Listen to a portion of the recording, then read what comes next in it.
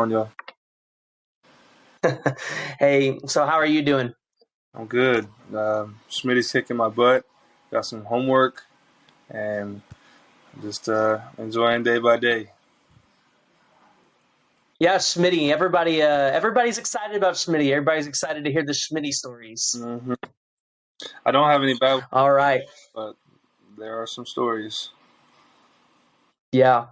Well, go ahead and tell us a little bit about yourself, and then we'll kind of get a little bit into your recruitment here. Okay. My name is Ethan Downs. I'm from Weatherford, Oklahoma, a small western town.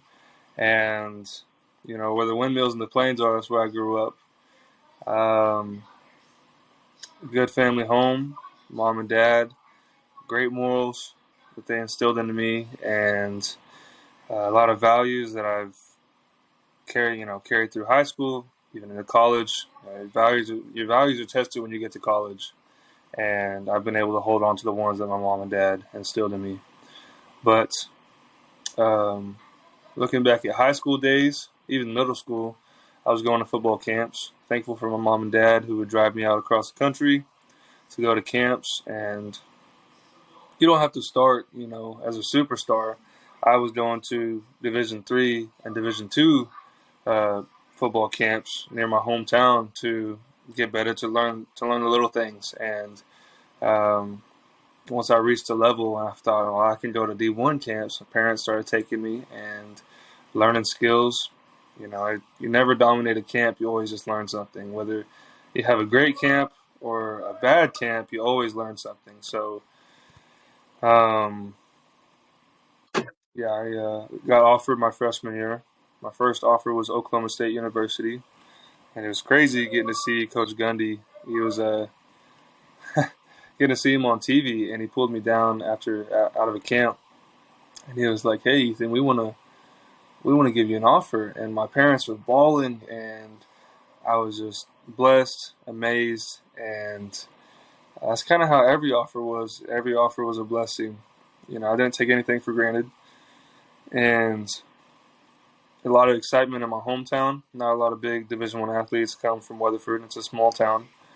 There are a few, but it brought a lot of excitement to the town when somebody, like Coach Gundy, flew a helicopter on the high school football field one time and just walked in, met the principal, met the high school coaches, all that stuff. Brought a lot of excitement to Weatherford.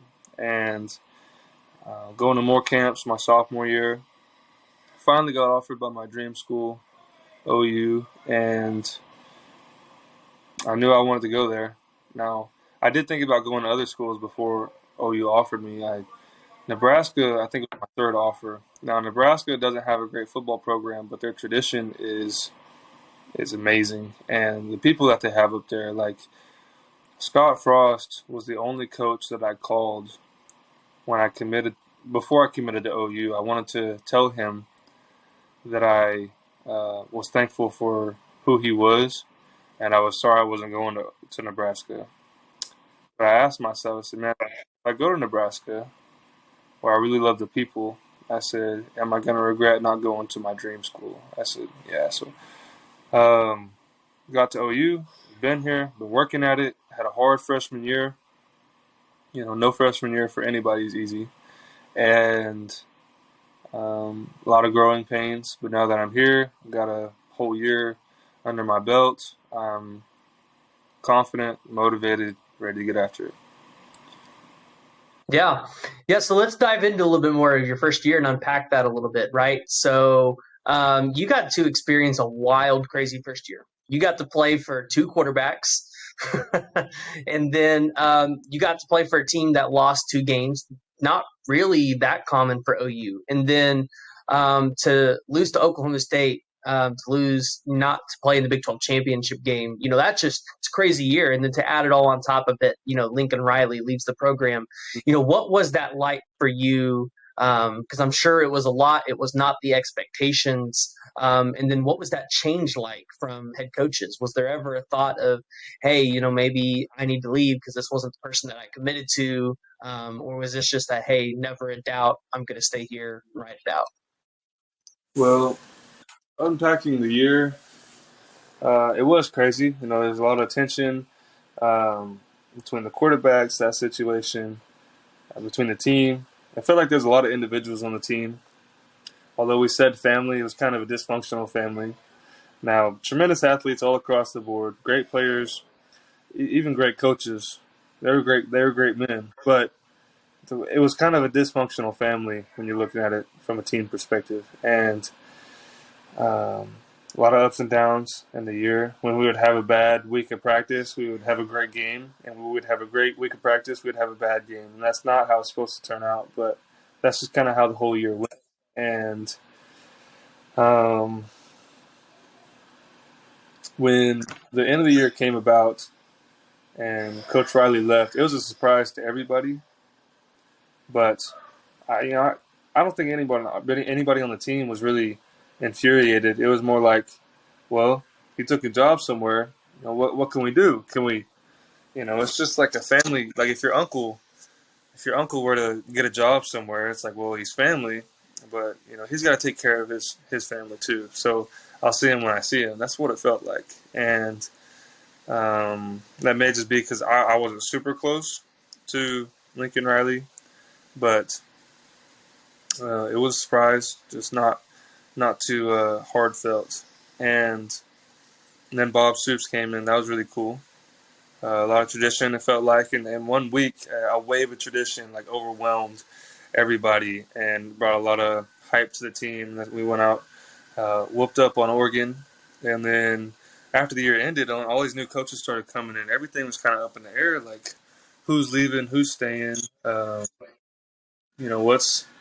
What's the climate of OU going to be like now? What's the chemistry of the team going to be like now?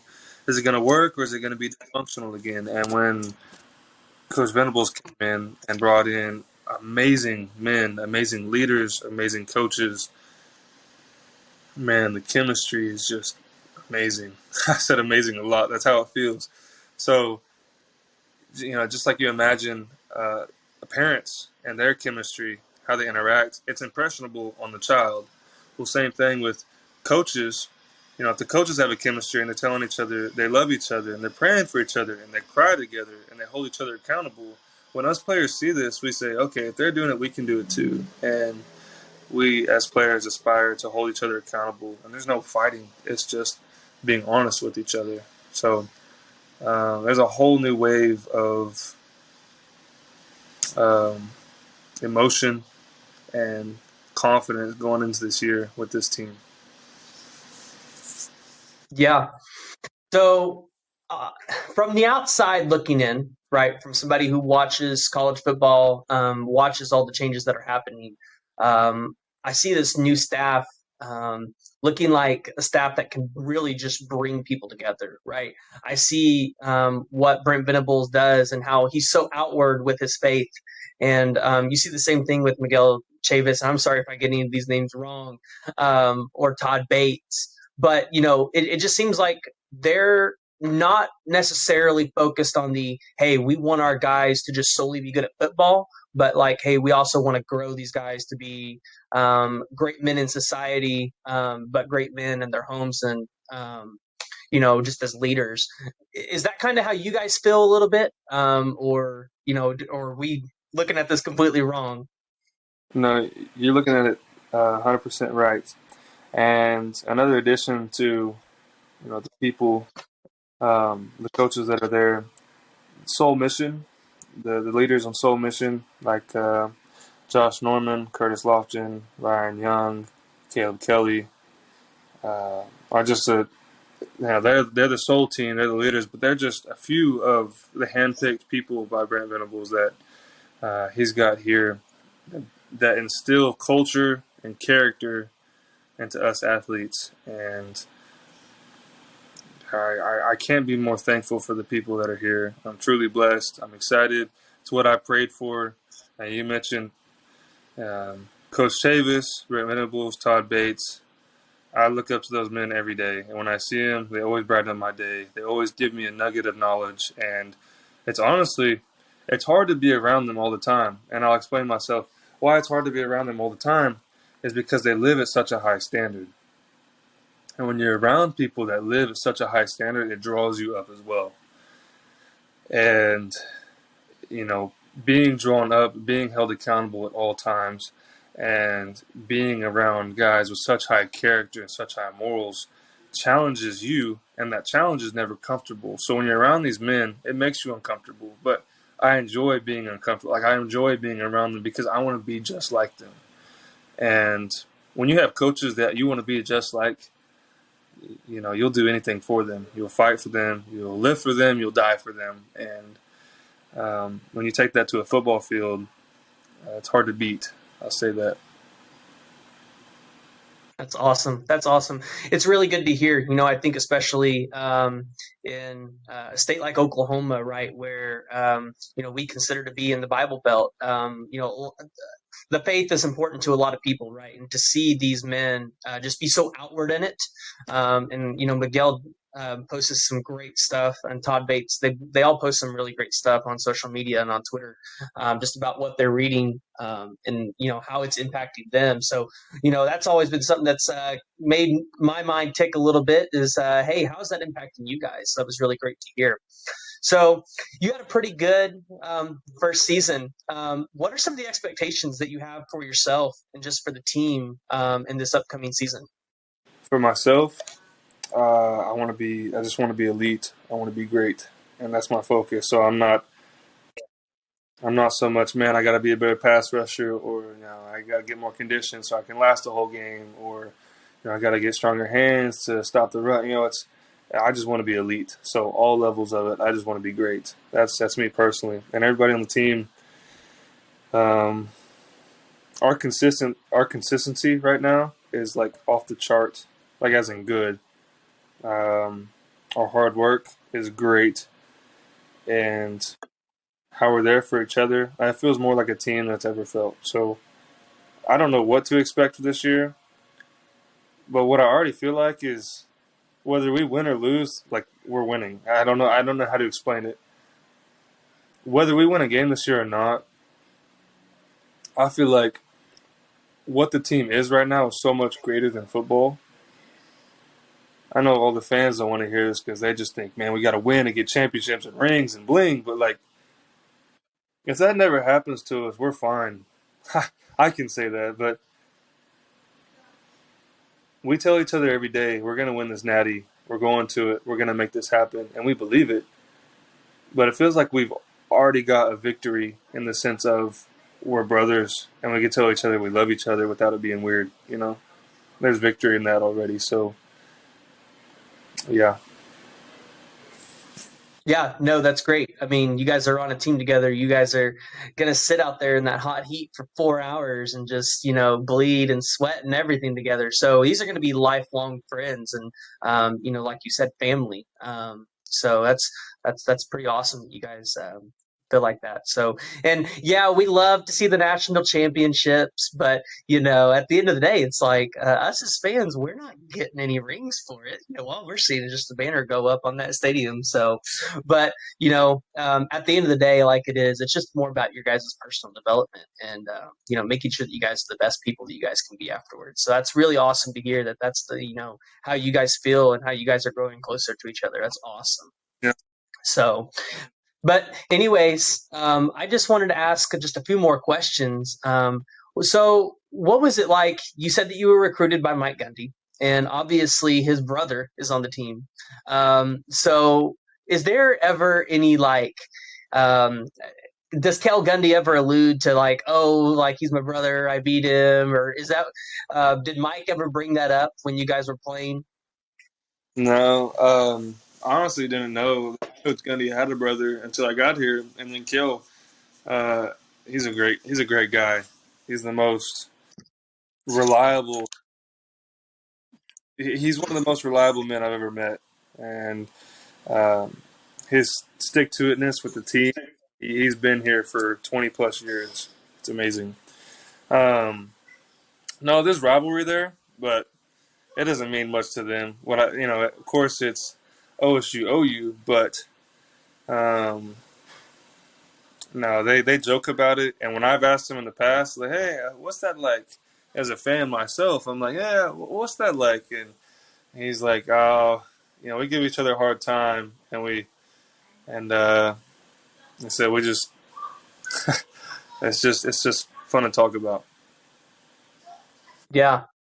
So, what is it like as a player? Like, give us a little bit of insight what it's like for you on a game day, right? You know, you're getting ready, you know, you're in the locker room, you're getting ready to come through the tunnel. What does that routine look like for you? But then what is it like when you step out and, you know, you hear that roar and the boomer on one side and the sooner on the other and the game's going? Like, how does that feel for you? Give us a little bit of insight to that experience. Game day, you can just feel it's in the atmosphere. So you wake up, you already feel puny in your stomach, you're just ready to go. It's hard to eat because all you can think about is getting on the field.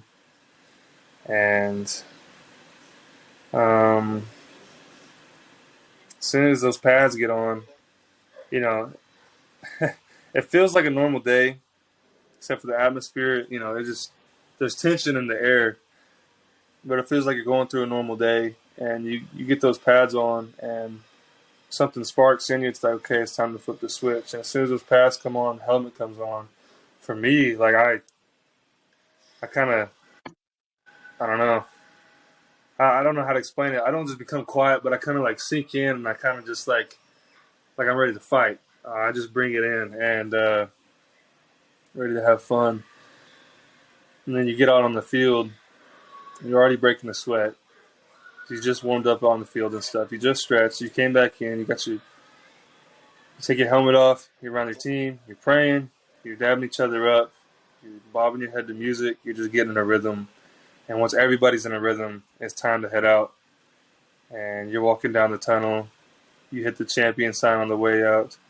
Everything's lit up in red. You got fire blazing out the tunnel, smoke going. You can't see. You really can't see. Like what we do is we hold on to each other. If you ever see it, we hold on to each other's backs as we're walking out because we can't see in front of us. And once you see a little bit of grass, you just take off because you know there's a whole field in front of you, and it's kind of quiet in the smoke.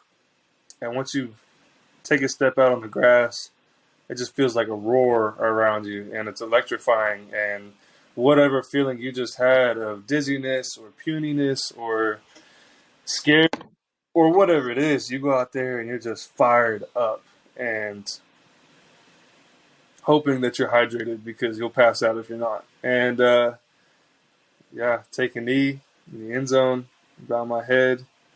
When I'm finished, go to the sideline and just enjoying it. I was so afraid. Like there's so many cameras everywhere. There's so many people everywhere. And everything you do is being watched by somebody. And at some point, I just didn't care. I was like, there's always somebody watching, and if there's not anybody watching, God's watching. So I might as well just have fun and um, glorify Him and go as hard as I can. And that's what it is. Sometimes the game is a haze. Like I don't remember how many plays I was in. I don't remember how many tackles I had. I just do it. Roll with the punches. No, yeah, that's awesome. It's an experience that so many of us want to experience and we don't get to, right? But you know, being a season ticket holder, being in the stands, right? I see you guys getting to come out and like I've always just wondered what is that like? You get out in the field and you hear it. It's incredible. So it's an incredible atmosphere, Norman. So one of the other questions that I have is specifically around just Brent Venables and his coaching style. How do you feel like that's going to help you develop? And then how is the defensive scheme compared to the previous coaching staff? Is it harder at all, or is it kind of about the same? So I would say Coach Venable's defense compared to Grinch's defense. Coach Venables is a lot more complex. Um, I say Coach Grinch's is very simplified, and it gives us freedom to just play with instincts. And Coach Venables says, well, this defense you got to play with knowledge. So knowing our plays, repetition of our plays. Like every day we have the skills and drills. We're going over different play calls together, challenging each other. Working with I'm working with the other DNs, going over plays, holding them accountable when they mess up, and holding me accountable when I mess up. Stuff like that. Um, Coach Grinch said it was speed D. It's all about speed. It's all about being fast, flying around. That's where that freedom comes in. So, simplified defense, we have habits, but it's all about speed and your hustle. And if you're not feeling good, or if you're not motivated, it really showed. It really showed in Coach Grinch's defense. Because one day it'd be like, this is the best defense ever, and we were all on fire. And the other day it's like, where's everybody at? What are we doing? But with Brent Venables' defense, his mind is it's amazing what he can put on a paper, what he can draw up. He knows every position, every single position. He can walk around practice and talk for 30 minutes to every single individual out there on what to do, how to do it, what to see, what to look for, and just being able to pick his mind every day and get little nuggets of knowledge. It's helping me grow as a player and little things like that. Like I'm trying to be like him. I want to grow. I want to be knowledgeable, not just of the game of football, because the game of football is not going to last forever. I'm not going to last forever, but just to take what he's got now and use it, harness it, and I can get out there on the field and I can be like 10 steps ahead because I've got a coach's mind in a player's body, and I'm just blessed. That's all I can say. After everything, I can say I'm blessed because I'm truly happy to be here. Yeah. So we got 3 more questions for you, right? So the first one is NIL. It's huge, right? And I would be ashamed of myself to not ask about it. But what has this change with NIL been like for you? Do you have any current NIL deals? And then if there was one restaurant in Norman that could give you an NIL deal, what would it be? Okay, so um, NIL opened the door for a lot of amazing stuff. Now, Oklahoma hasn't got, I mean, like compared to Texas, Texas got a lot of NIL businesses that are willing to work with the players, and you can see that by looking at their Twitter feeds and stuff. Oklahoma hasn't had as many. I don't know why, but for me personally, I've got some NIL deals, some partnerships with clothing companies. Trying to potentially get a car. Um, little shout outs, little signing things. Like Born and Bred Studios is doing a card partnership, like a player card, and yeah, little things like that are really impactful in trying to grow a brand, a name brand. Like I was able to develop my own personal brand with the NIL opportunities, and it's been really cool. Yeah. What was the last part of the question? The last part of the question is if there was any restaurant in Norman that could give you an NIL deal, which one would you get? I like Louis on Campus Corner. Really cool hangout spot. Nice food. Um, I don't know. That's tough. I like to eat. There's a Fat Shack down on Campus Corner that goes crazy. Um, man, You like those insomnia cookies? I've I've never been there. I don't want What? terrible. I've never been to Insomnia. Oh man, you'll have to go get some insomnia cookies. I do have to. Yeah. Well, so one last question. So I know I didn't talk to you about this one before, but if you got one, what's your favorite scripture and why? Man, I feel like that's changed all the time. Um, It's a loaded question. why is it loaded? It's a hard one. There's a lot of good ones out there. Yeah. Um, man. Okay. I don't have a ton memorized, but I believe it's James chapter 2 verse 19. I don't have it completely memorized, but I know what it's talking about. James It's the blood brother of Jesus Christ.